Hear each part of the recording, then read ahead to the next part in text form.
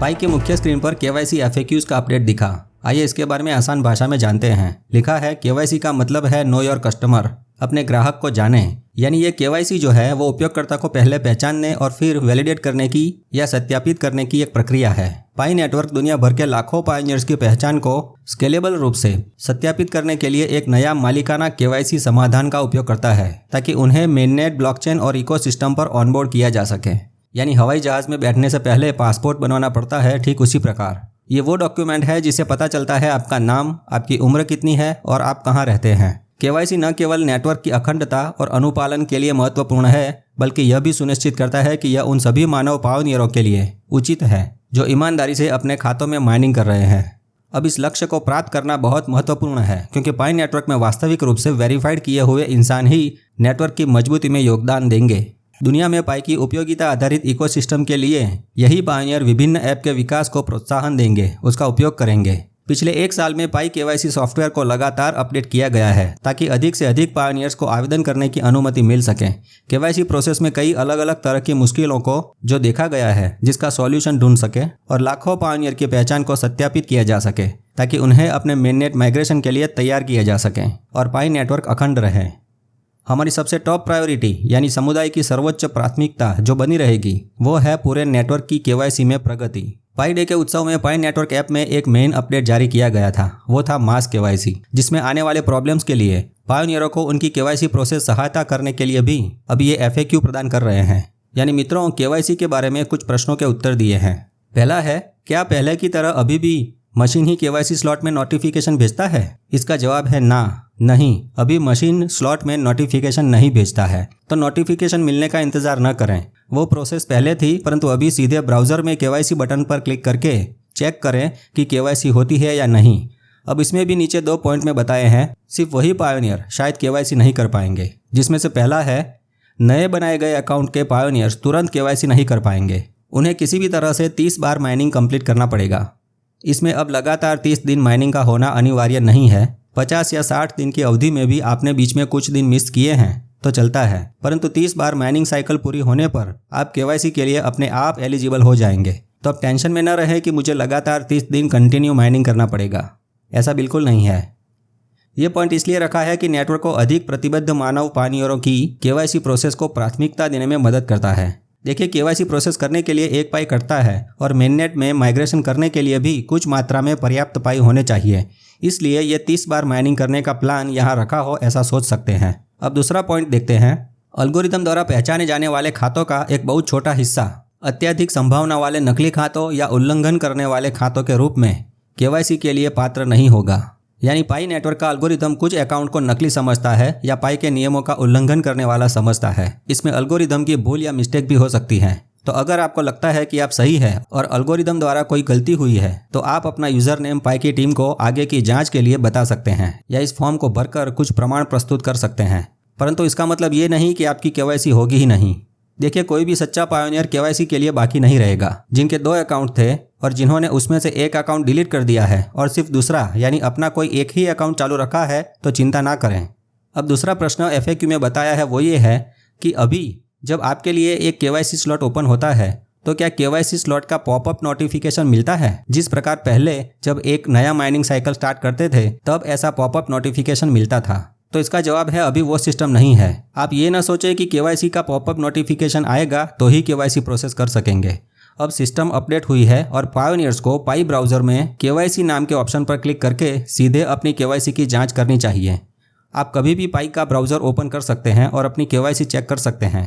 तो मित्रों, जिनकी भी केवाईसी बाकी है उन्होंने 30 दिन से ज़्यादा माइनिंग कर दी है, वो इसी तरह चेक कर सकते हैं। बहुत लोगों की केवाईसी इसी तरह हो रही है। अगला प्रश्न समझाया है, अब जबकि केवाईसी सभी के लिए ओपन हो चुका है तो मैं केवाईसी के लिए कैसे आवेदन कर सकता हूँ? केवाईसी के लिए आवेदन करने के लिए पाई ब्राउज़र डाउनलोड करना आवश्यक है। आप पाई ब्राउज़र में पाई केवाईसी ऐप के जरिए केवाईसी एक्सेस कर सकते हैं, परंतु हाँ, पहले अपने पास अपना आईडी कार्ड तैयार रखें। पायोनियर्स को पाई ब्राउज़र में केवाईसी ऐप पर सीधे अपनी केवाईसी पात्रता की जांच करने के लिए प्रोत्साहित किया जाता है। केवाईसी टेंटेटिव अप्रूवल, इसका क्या अर्थ है? अब इसको पास करना जरूरी है? कितना समय लगेगा? टेंटेटिव केवाईसी प्रोग्राम जो अधिकांश नेटवर्क पर लागू नहीं होता है और कुछ पायोनियर को पूरी तरह से केवाईसी पास करने से पहले कुछ अधिक वेरिफिकेशन चेक करने की आवश्यकता होती है। ये टेंटेटिव केवाईसी पास जो ऑरेंज कलर का होता है और ये ग्रीन कलर का केवाईसी जो है वो फुल्ली पास की हुई केवाईसी का रिजल्ट है। दोनों में फ़र्क इतना है कि टेंटेटिव केवाईसी पास किया हुआ पायोनियर जो है वो वैलिडेटर नहीं बन सकता है और न ही अपने पाई का माइग्रेशन कर सकता है, यानी मेननेट चेकलिस्ट का आगे का स्टेप नंबर 7 अभी शुरू नहीं कर सकता। और ग्रीन कलर का फुल केवाईसी पास किया हुआ पायोनियर ये दोनों कर सकते हैं। हालांकि प्रोफाइल में ग्रीन कलर का टिक मार्क हो जाए तो क्या कहने। केवाईसी टेंटेटिव अप्रूवल का मतलब है कुछ पेंडिंग या अधूरा नहीं है और आपकी केवाईसी पूर्ण स्वीकृति के काफ़ी करीब है, यानी फुल्ली पास होने की संभावना ज़्यादा है। यह टेंटेटिव अप्रूवल यानी अस्थायी केवाईसी रखने का कारण सिर्फ पाई नेटवर्क की अखंडता को सुनिश्चित करना है, नकली रोबोट खातों को पकड़ने और रोकने हेतु है।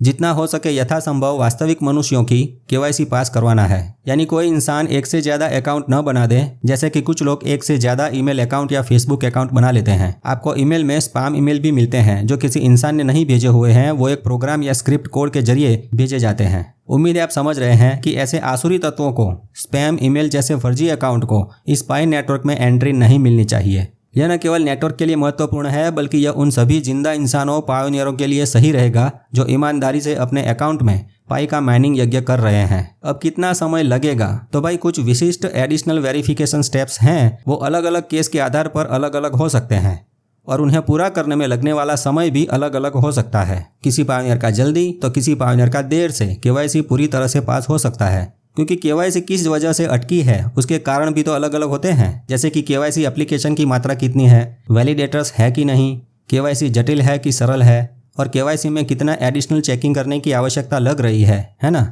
ये सब उस रोबोटासुर को रोकने के लिए है। चलिए आगे का प्रश्न देखते हैं। जब केवाईसी को टेंटेटिव अप्रूवल मिला है तो इसे पूर्ण तरह से फुल्ली पास होने में कितना समय लगेगा, सच बताना भैया। तो देखिए, टेंटेटिव अप्रूवल की अवधि आगे बताया उस तरह केस टू केस बेसिस पर अलग अलग होती है। फिर भी ऐसे केवाईसी के फुल्ली अप्रूवल के लिए 2023 के दूसरे क्वार्टर तक इंतजार करें, यानी मित्रों जून महीने तक का इंतजार करना पड़ेगा। अरे भाई हम तो तैयार हैं, आप अगर इतना मस्त सिस्टम बना रहे हैं तो इतना इंतजार तो कर ही लेंगे। जेठालाल की केवाईसी पास कर ही दो बस, इतने क्या है ना कि पाई को जल्दी से वॉलेट में माइग्रेट जो कर सकें। नेक्स्ट क्वेश्चन, अब केवाईसी की स्थिति टेंटेटिव अप्रूवल है तो क्या मेननेट में माइग्रेशन हो सकता है? नहीं, मेननेट पर माइग्रेट करने के लिए सक्षम होने के लिए आपको केवाईसी को पूर्ण तरह से पास करने की आवश्यकता है। नेक्स्ट क्वेश्चन है, जब केवाईसी सबमिट किया जाता है तो केवाईसी ऐप में आपको कौन कौन सी स्क्रीन देखने को मिल सकती है? लास्ट में केवाईसी प्रोसेस करके सबमिट करने के बाद पायोनियर को केवाईसी ऐप में ये 3 स्क्रीन में से एक देखने को मिलती है, review in progress, tentative approval या केवाईसी पास्ड। 8वां प्रश्न है, पहले तो केवाईसी 15 मिनट में पास होती थी, तो अब क्या ऐसा होता है? तो जवाब है हाँ भैया। अगर सब कुछ सही है, अच्छी तरह से केवाईसी प्रोसेस किया है, कोई नाम बदलने की अपील नहीं की गई है और वैलिडेटर ने तुरंत वैलिडेट कर दिया, तो अभी भी बहुत लोगों की केवाईसी 15 मिनट में पास हो जाती है। अगला प्रश्न महत्वपूर्ण है कि जो लोग केवाईसी वैलिडेटर्स हैं वो लोग कब ये नेम चेंज करने की जो अपील आई है उसको रिव्यू कर सकेंगे, ताकि बहुत पायोनियर ने नाम में स्पेलिंग मिस्टेक की है या सरनेम नहीं है तो सरनेम डाला ही नहीं है। तो भाई अच्छी बात यह है कि उन पायोनियर्स के लिए उन्होंने अपना खाता नाम बदलने की अपील जो की है, तो उनकी अपील या तो केवल मशीन द्वारा हल की जाती है या वैलिडेटर्स की सहायता की आवश्यकता होती है। पहले केस में ऐसे आवेदनों को उनकी केवाईसी प्रक्रिया में आगे बढ़ने के लिए अनब्लॉक किया जाएगा और दूसरे केस में ऐसी केवाईसी उन वैलिडेटर्स को दी जाएगी जिनका वैलिडेशन करने का स्कोर अच्छा है, यानी उन्होंने अब तक वैलिडेशन करने में कोई गलती नहीं की है। तो ऐसे वैलिडेटर्स इस वर्ष के क्वार्टर 2 में आपके नाम परिवर्तन अपील की समीक्षा करने में सक्षम होंगे। यानी दोस्तों, आप में से जिन्होंने नाम बदलने की अपील की है तो वो प्रोसेस जून महीने के बाद शुरू होगी, ऐसा सोच सकते हैं। हाँ चलो, कुछ तो टाइम लाइन मिली और मन में थोड़ी बहुत राहत भी हुई है ना। 10वां प्रश्न है, मेरी केवाईसी अप्रूव तो है लेकिन मेननेट चेकलिस्ट के 6ठे स्टेप में कंप्लीट नहीं दिखा रहा है, तो मैं कब आगे बढ़ सकता हूं और माइग्रेशन स्टार्ट कर सकता हूं? दोस्तों, कोर टीम इस समस्या से अवगत है। मेननेट चेकलिस्ट पर यह केवाईसी का रिजल्ट अपडेट नहीं होता, उस समस्या को हल करने पर काम कर रही है। इसी साल में इसका सॉल्यूशन भी मिल जाएगा। तब तक ब्राउजर में जो केवाईसी का जो भी रिजल्ट दिखता है उस पर भरोसा कर सकते हैं, वो परिणाम सटीक है। अब लास्ट क्वेश्चन ये है कि मेननेट माइग्रेशन से पहले केवाईसी की आवश्यकता क्यों है? इसका जवाब लिखा है, पाई नेटवर्क का दृष्टिकोण सभी पायोनियर्स के लिए सबसे व्यापक रूप से वितरित डिजिटल मुद्रा और इकोसिस्टम का निर्माण करना है। पाई नेटवर्क का माइनिंग तंत्र सोशल नेटवर्क आधारित है और वास्तविक पायोनियर्स के योगदान पर निर्भर करता है। इसलिए पाई नेटवर्क जो है वो प्रति व्यक्ति एक खाते की सख्त नीति रखता है। 1 पर्सन 1 अकाउंट। एक व्यक्ति का एक से ज़्यादा अकाउंट किसी भी हालत में किसी भी प्रकार से नहीं होना चाहिए। यह स्थापित करने के लिए उच्च स्तर की सटीकता की आवश्यकता होती है कि नेटवर्क में सदस्य वास्तविक मनुष्य हैं। सभी व्यक्तियों को गलत तरीके से नकली खाते बनाकर पाई जमा करने से रोकते हैं। इस प्रकार केवाईसी जो है वो मनी लॉन्ड्रिंग और आतंकवाद विरोधी नियमों के अनुपालन के अलावा भी इस नेटवर्क की सच्ची मानवीयता सुनिश्चित करने में मदद करता है। पाई केवाईसी पास करने वाले लोग ही पाई मेननेट में माइग्रेट कर सकते हैं। अभी एनक्लोज्ड मेननेट का जो समय चल रहा है वो भी समुदाय को केवाईसी के लिए समय देती है और मेननेट ब्लॉकचेन में उनके पाई माइग्रेट करती है। तो ऐसे पायोनियर्स जिनके आइडेंटिटी वेरीफाइड है वो पाई की इकोसिस्टम में वास्तविक वस्तुओं और सेवाओं के लिए पाई का उपयोग करना शुरू कर सकते हैं। तो मित्रों, ये था पाई का केवाईसी अपडेट। पाई के बारे में अपडेट जानते रहें और प्रसन्न रहें। मेटा मित्र से जुड़े रहें। मेरा मित्र मेटा मित्र। जय हिंद, जय भारत।